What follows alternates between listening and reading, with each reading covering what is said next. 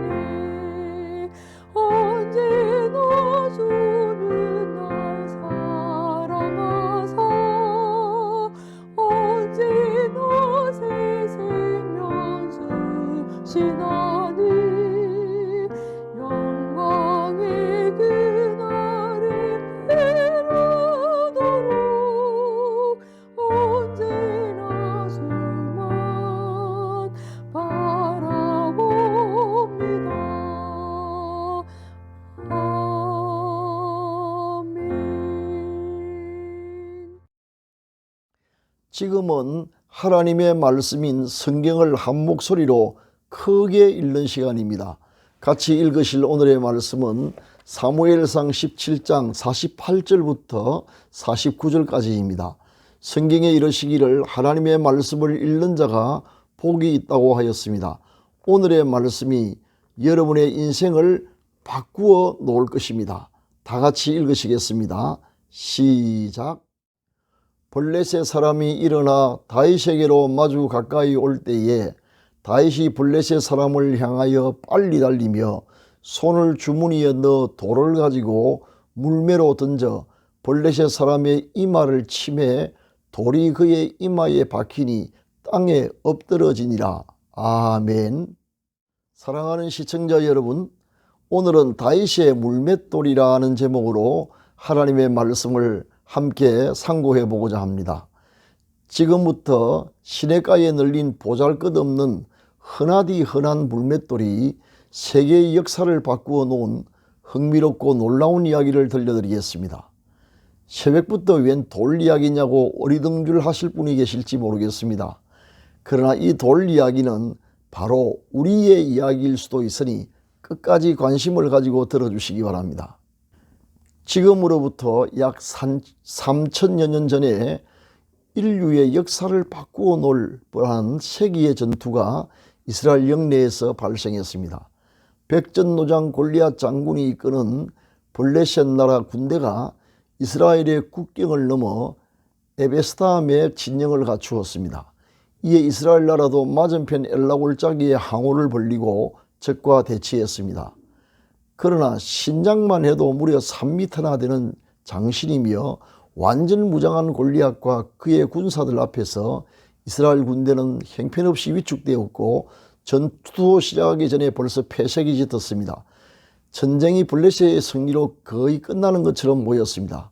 만약 그랬더라면 세계의 역사가 바뀌었을지 모릅니다.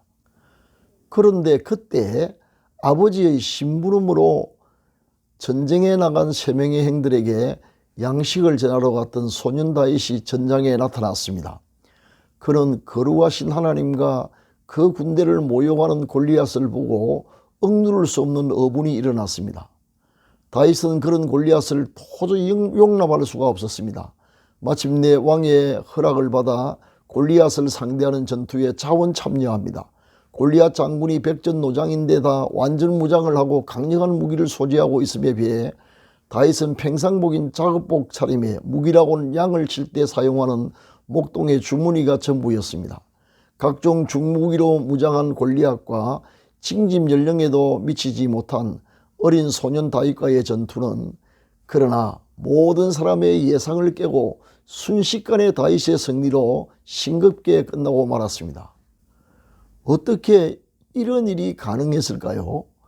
다윗은 시냇가에서 매끄러운 물맷돌 5개를 주워 목동의 주머니에 넣었습니다.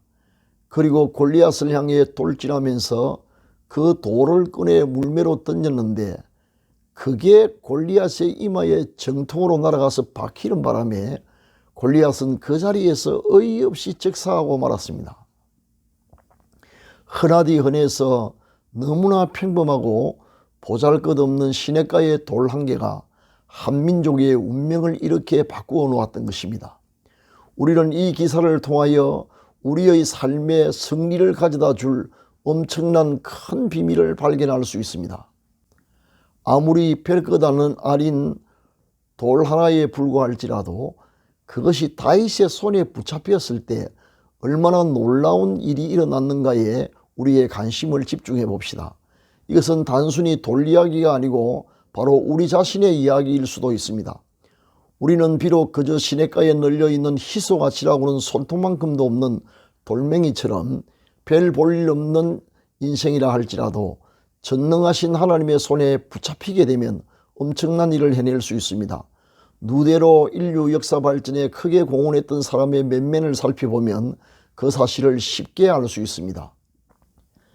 예수 그리스도의 수제자로 한 번 설교로 5,000명을 회개시켰던 베드로는 어부 출신이었고 이스라엘 민족의 위대한 지도자 엘리사는 그저 평범한 농부였으며 스가랴 선지자는 양치는 목자 출신이었습니다.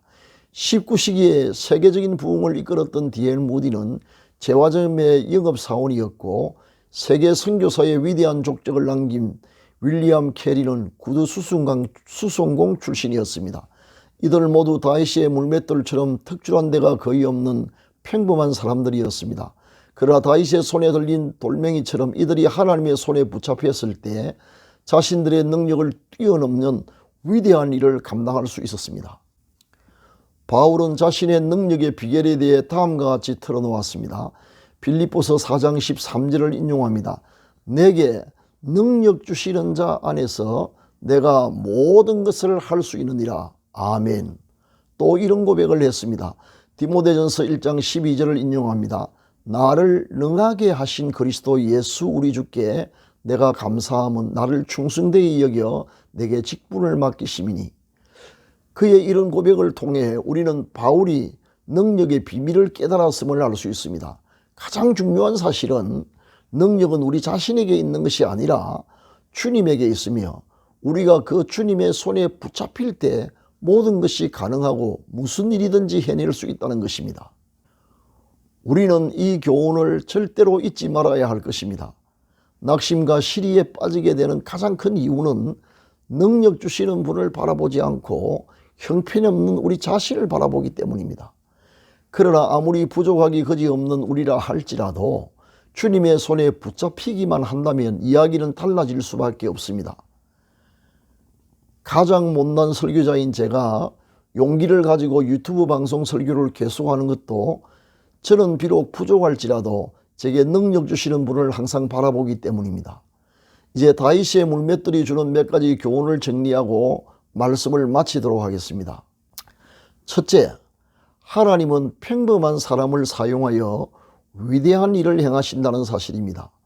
따라서 우리 자신이 평범하거나 그보다 못하다 하여 낙심할 필요가 없습니다. 둘째, 능력은 하나님의 손에 붙잡힐 때 나타나므로 우리 자신을 바라보지 말고 끊임없이 하나님의 손에 붙잡히기를 구해야 합니다.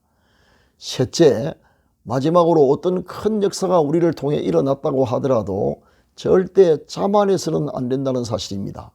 자만하는 순간 하나님의 능력은 우리를 바로 떠나게 됩니다. 비록 다윗의 물맷돌이 골리앗을 죽였으나 어디까지나 그것은 물맷돌 자신에게 무슨 능력이 있었기 때문이 아니라 다윗이 그를 사용했기 때문입니다. 우리 역시 마찬가지입니다. 우리를 통해 하나님의 역사가 나타날 때 절대로 자만하지 말고 오직 하나님께 영광을 돌려야 할 것입니다. 사랑하는 시청자 여러분, 우리 역시 평범한 사람에 불과하지만 용기를 냅시다. 하나님의 손에 붙잡히도록 끊임없이 하나님을 바라봅시다. 무더위 가운데서도 여러분의 건강을 하나님께서 지켜주시기를 기원합니다. 빌립보서 3장 12절을 인용함으로 오늘의 말씀을 마치도록 하겠습니다. 내가 이미 얻었다 함도 아니요 온전히 이루었도 함도 아니라 오직 내가 그리스도 예수께 잡힌 바 된 그것을 잡으려고 달려가노라. 아멘. 지금은 합심기도의 시간입니다. 병 낫기를 원하시는 분은 믿음으로 환부에 손을 얹으시기 바랍니다. 포기하지 않는 꾸준한 기도가 필요합니다. 기도를 시작하겠습니다. 사랑의 하나님 아버지, 우리를 눈동자와 같이 아끼시고 보호하시는 하나님의 은혜에 감사드립니다. 사랑하는 주님, 우리가 주님의 전능하신 손에 붙잡히게 하옵소서. 그리하여 우리에게 주신 모든 일을 감당하게 하옵소서. 지금 병든 몸을 치료하여 주옵소서. 환부의 믿음으로 손을 얹어사오니 치료하는 광선을 비추어 주시고 하늘과 땅의 모든 권세를 가지신 우리 주 예수 그리스도의 이름과 성령의 권능으로 완전히 낫게 하여 주옵소서. 교회의 부흥을, 가정의 평화와 가족 구원의 역사를 일으켜 주옵소서. 연로하신 부모님의 믿음과 건강을 끝까지 지켜 주옵소서. 자녀들의 가는 길을 인도하셔서 우리 자녀들이 어디에 있든지 무엇을 하든지 머리가 될지언정 꼬리가 되지 않게 하시며 위에만 있게 하시고 아래에 있지 않게 하옵소서. 새 속에 물들지 않고 항상 하나님을 기쁘시게 해드리는 자녀들이 되게 하옵소서. 우리 생업에 100배의 복을 주셔서 올해가 지금까지 살아왔던 날 가운데 최고의 해가 되게 하옵소서. 우리의 노후에 복을 주셔서 건강하고 부유하여 주위에 폐를 끼치지 않고 오히려 많은 사람을 도우며 살게 하옵소서. 이 시간 특별한 소원을 품고 기도하는 시청자들의 기도가 응답되게 하옵소서. 수고하시는 선교사님들과 병원에 입원 중인 가족들과 국군 장병들과 북한 동포를 지켜주시며 이루어할 모든 것 부족함이 없이 넉넉하게 내려주옵소서. 오늘 또 주님과 동행하는 하루가 되게 하옵소서. 우리 구주 예수 그리스도의 이름으로 기도합니다. 아멘. 지금은 개인 기도의 시간입니다. 세 가지 기도 제목을 드리겠습니다. 첫째, 오늘의 말씀을 기억하면서 오늘 또 우리가 주님의 전능하신 손에 붙잡히도록. 둘째, 환난 가운데 있는 성도들을 건져주시도록. 셋째, 기도 중에 생각나는 분에게 오늘 중으로 선을 행하도록 기도하시기 바랍니다. 감사합니다.